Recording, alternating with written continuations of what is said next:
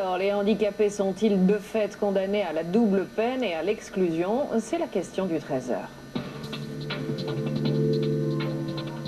Et pour répondre à cette question, nous recevons Patrice Tripoteau. Bonjour et merci d'être avec nous. Vous êtes le représentant des associations des paralysés de France.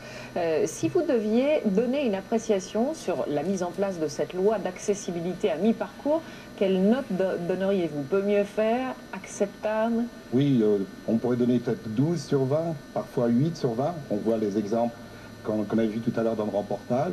Et notre bilan, c'est peut mieux faire et parfois très critique. Et on voit bien, par exemple, dans les exemples que vous avez donnés pour les deux villes, qu'il y a des villes qui ont su faire des choses et d'autres, il reste encore beaucoup à faire. Quels sont les arguments qu'on vous oppose quand on vous dit bah non, on ne peut pas mettre en place cette loi d'accessibilité? C'est quoi? C'est trop cher?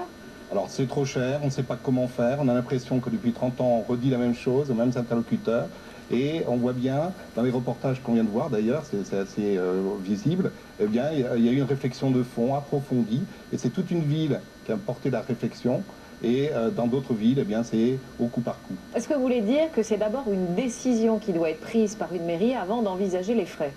Oui, c'est une décision globale de l'ensemble des acteurs, mais pas que de la ville, c'est tous les acteurs de la ville.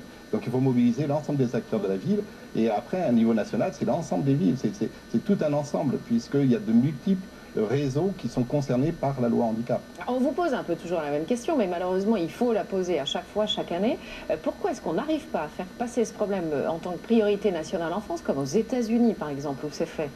Bien, c'est très souvent, on limite l'accessibilité à une aide sociale pour les personnes handicapées. On considère que c'est toujours dans les logiques d'aide, alors que nous voulons avoir une approche vraiment de la place des personnes dans la société. Mais ça veut dire que c'est tous les réseaux de la société qui doivent bouger. Et en plus, c'était l'ambition de la loi du 11 février, bouger tous ensemble.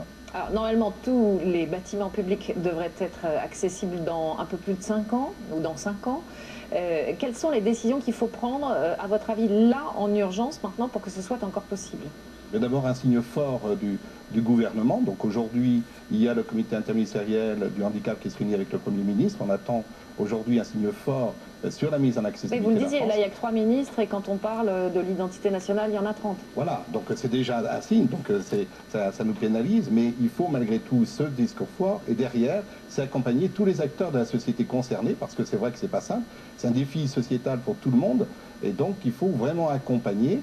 Parce qu'un certain nombre de nos interlocuteurs disent mais on ne sait pas par où commencer, comment faire. Il faut échanger les bonnes pratiques et il faut aussi parfois eh bien, inciter, parce que bien entendu il y a des gens qui n'ont pas les moyens, des petits commerces n'ont pas les moyens. Oui. Et donc l'incitation fiscale par exemple, mais aussi parfois des sanctions, parce qu'on sait bien, mais il faut l'ensemble. S'il n'y a qu'une partie, ça ne marchera pas. La carotte et le bâton. Merci à vous en tout cas Patrice Tripoteau d'être venu sur le plateau du 13h de France 2. Merci encore.